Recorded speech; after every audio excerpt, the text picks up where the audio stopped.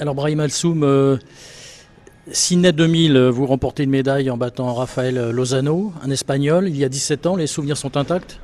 Oui, ils sont encore présents. J'ai l'impression que c'était hier. Donc, en plus, j'ai la chance de côtoyer encore Rafael Lozano parce que c'est un de mes coachs dans l'équipe des World Series of Boxing, l'équipe des Fighting Roosters que j'ai.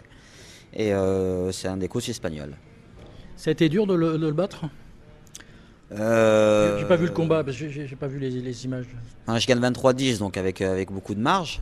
Mais c'est vrai que je l'avais rencontré 6 mois avant les qualifications aux Jeux Olympiques. Et j'avais vécu ça, d'ailleurs, j'avais perdu devant lui, mais j'avais vécu ça comme une injustice parce que je pense pas avoir perdu. Et j'ai repris ma revanche en finale des Jeux Olympiques, donc j'en ai même un bon souvenir maintenant. Alors quel bon souvenir, vraiment c'est une immense joie, une médaille d'or olympique? Ben, jusqu'à maintenant, j'ai été champion d'Europe à plusieurs reprises, champion du monde. Et il n'y a aucune émotion qui se rapproche de celle que j'ai pu vivre aux Jeux Olympiques. Les Jeux Olympiques, c'est magique, c'est tous les 4 ans. J'avais 20 ans quand je suis champion olympique, donc j'ai vécu un rêve les yeux ouverts, quoi. Donc j'en ai pris un petit peu plein la gueule. Et surtout, ça m'a permis d'exister dans ce monde. Donc j'en tire que du positif. Et dites l'espagnol, enfin tout est relatif, c'est un petit gars, il fait 1m50, 1m55. 1m55. Et, et vous êtes beaucoup plus grand alors. Moi, je lui rendais 10 centimètres. Je lui rendais 10 centimètres. Et alors, vous faites vraiment partie du club très fermé des champions de boxe en France, 6 je crois. Bah, champion olympique, champion du monde, j'ai la chance d'être le seul. C'était un petit peu un de mes objectifs en étant champion olympique, c'est d'être champion du monde professionnel. Et je voulais être le premier Français à pouvoir obtenir ces 2 titres majeurs, en sachant que les seuls qui ont pu faire ça avant moi, il y en avait 25 avant. Donc moi je suis le 26e boxeur à avoir su être champion olympique et champion du monde. Donc c'est une vraie fierté, ça a été un moteur durant ma carrière professionnelle. Qu'est-ce qu'elle vous a ouvert comme porte, cette médaille olympique? Mais en fait, c'est comme si vous étiez dans une pièce noire et que d'un coup, on appuie sur l'interrupteur. Donc, d'un coup, vous vous rendez compte où est-ce que vous êtes et que vous pouvez apprécier de tout ce que vous pouvez voir. Et non, mais ça a changé plein de choses en, en train de vie, en notoriété, On en passe de l'ombre à carrière la lumière, c'est sportive. ce que vous voulez dire. Ah, c'est exactement ça. J'exagère pas quand je dis qu'on appuie sur l'interrupteur à ce moment-là. Je suis un athlète parmi plein d'autres. Je suis un jeune issu de l'immigration, quoi. Mes parents, eux, viennent d'Algérie. Donc voilà, j'étais un peu dans l'anonymat euh, dans, dans ces 65 millions de personnes. Donc d'un coup, ben, vous sortez du lot, vous êtes un petit peu l'image des Jeux Olympiques de Sydney. Et puis tous les objectifs se sont braqués sur vous. Donc ça a été pas évident à gérer au départ parce qu'il n'y a pas de mode d'emploi pour gérer ça. Mais il y a beaucoup plus de positifs que de négatifs. Et après, il fallait accepter aussi, surtout les négatifs, parce qu'on ne pouvait pas faire le tri. Donc tu prends tout avec les côtés positifs et négatifs. Et voilà, ça a mis un an, pour être très, très honnête avec vous. Où, je ne savais pas pourquoi les gens étaient autour de moi, quel était leur intérêt, à qui il fallait faire confiance. Et puis, au bout d'une année, je me suis un peu parlé avec moi-même et je me suis dit, bon, Brahim, arrête de tourner des films, fais comme tu as toujours fait, à l'instinct. Et voilà, et puis si on te blesse, eh ben, tu passes à autre chose. Et voilà, ça m'a permis d'accepter aussi les choses. Et à propos de film, 13 ans après, il y a cette histoire incroyable. Vous jouez le héros, vous jouez un boxeur des années 20. Ouais, c'est même assez magique cette histoire parce qu'au moment où j'intègre l'équipe de France à Paris, moi je suis originaire de Bourgoin-Jallieu en Isère. Et puis c'est vrai que j'intègre l'INSEP à Vincennes en 96, en 1996. Et l'année où j'intègre le centre, il y avait une plaque commémorative de Victor Young Pérez qui venait d'être installée. Et puis comme c'était un boxeur de ma catégorie, je m'intéressais à lui. Donc tous les jours que Dieu fasse, ben, je passais devant cette plaque et j'avais toujours un regard sur cette plaque. Et puis 12 ans après, on me propose de jouer le rôle de Victor Pérez. Donc j'étais plus qu'enchanté d'interpréter ce champion. Lui, de Tunisien de confession juive, moi, Français de confession musulmane. Je trouvais que la symbolique était forte et de mettre aussi en valeur un champion de ma discipline. C'était la plus belle chose. En tout cas, c'est un beau cadeau que Jacques Ouaniche m'a offert. qui est le réalisateur du film. Et alors, mettre un coup de poing au cinéma par rapport à la réalité, est-ce que vous pouvez me le décrire en mots, hein? En mots, on va dire j'ai peut-être pris plus de coups dans ce film que durant ma carrière, bizarrement. J'ai voulu apporter une réalité aussi des combats. Je voulais pas faire des champs contre champs. Je ne pouvais pas, moi, me permettre, en tant que champion olympique, champion du monde, truquer les combats. Donc je voulais apporter de la vérité, surtout pendant les combats sur les camps. Donc je voulais aussi rester un petit peu dans cette dynamique. Et c'est vrai que pendant 2 jours, je me suis amusé à prendre des coups. C'était pas des grands champions en face de moi, donc il y avait moins de maîtrise de leur part. Donc c'était à moi de faire attention, d'accompagner les coups. Mais voilà, c'était un tel plaisir d'interpréter Victor Young Pérez que j'ai accepté de les prendre. Alors cette médaille olympique, qu'est-ce que vous en avez fait? La médaille olympique, elle est là, dans ma salle de boxe. Je la présente aux adhérents, aux gens qui ont suivi ma carrière avec mes ceintures aussi bien nationales, européennes et mondiales.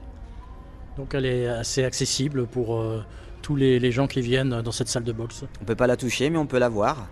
Mais par contre, c'est vrai qu'après mon titre olympique, je l'ai laissé chez ma maman, c'est elle qui la gardait. Parce que je suis parti du principe qu'elle lui appartenait autant qu'à moi. Et c'est vrai que les 4 premières années, c'est elle qui l'a gardée. Et puis un jour, je lui ai demandé si je pouvais la récupérer. Donc je l'ai gardée un temps chez moi et puis je l'ai mis à ma salle de boxe. 2 dernières questions. Quel est le plus beau compliment qu'on vous ait fait quand vous avez eu cette médaille d'or ou après coup? Vous avez souvenir? Ouais, il y en a tellement, sincèrement. J'ai reçu des courriers un peu exceptionnels, un peu magiques, des mots forts. Sans doute, merci de nous avoir fait redécouvrir la boxe, merci d'avoir représenté le pays.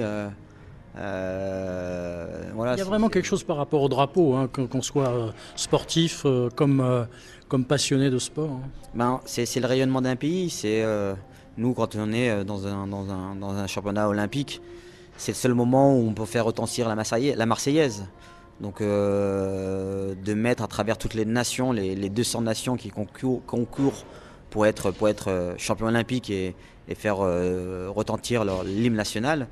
Moi j'ai eu la chance de le faire avec la Marseillaise, donc ça a été des moments forts et ce qui a marqué sans doute les gens, c'est d'avoir mis le drapeau bleu blanc rouge derrière la tête, sur la nuque. J'avais décoloré mes cheveux et puis c'était après 98, donc on avait cet engouement aussi à travers cette équipe de France. Black Blanc Beurre et puis moi en 2000 je pérennise un petit peu ce que mes aînés ont fait et je crois que ce petit côté de fraîcheur a fait du bien à notre pays. Et puis alors quand vous devenez aussi consultant, commentateur, mais alors là quand vous commentez un match de boxe, on a l'impression que vous le vivez comme si vous étiez sur un ring. Ouais, je le vis parce que je sais par quoi passent les athlètes, garçons-filles. Je sais la dureté de notre discipline, je sais la beauté de notre discipline et j'ai tellement envie que les gens s'y imprègnent. Donc j'essaie de donner vraiment ce que je ressens, d'être vrai, de pas tricher, et surtout d'éduquer sans doute les gens qui connaissent pas la discipline, parce que c'est le vrai travail qu'un consultant doit faire. C'est d'expliquer au plus grand nombre ce que c'est que la boxe, les stratégies, les déplacements. Et la boxe n'est pas un sport violent, c'est un sport de stratégie, c'est un échec, c'est un jeu d'échecs. C'est de toucher sans se faire toucher, c'est un jeu d'opposition. Alors certes, on doit porter des coups, c'est aussi la compétition qui le demande, mais en dehors de ça, il y a tellement de belles vertus dans cette discipline que j'ai envie de le transmettre aux gens et j'ai envie que les gens s'intéressent à ma discipline parce que ça va aider un nombre incalculable de jeunes, moi le premier. Et je me dis aujourd'hui c'est à moi de le faire, c'est à moi d'aider ces jeunes à travers la manière où je vais exposer la discipline, la manière où je vais parler des champions et des championnes. Donc voilà, je ne dis pas que c'est un devoir, mais je le prends un petit peu comme ça. Et une toute dernière question, est-ce que vous avez souvenir en 2000 à Sydney ou dans cette époque-là, dans cette année 2000, une chanson qui vous a accompagné, qui a accompagné votre victoire? n'y a pas vraiment de chanson qui m'a accompagné. Ce qui m'a accompagné, c'était mon rêve. Mon rêve quand j'avais 16 ans et que j'ai commencé, en tout cas quand je suis rentré en équipe de France et que j'ai eu la chance de voir à la télévision des boxeurs français représenter le pays aux Jeux Olympiques d'Atlanta. Et instinctivement, je me suis dit, bah, dans 4 ans, je vais être là. Et j'ai cru à mon rêve et j'ai travaillé pour l'obtenir. Ça a été très dur.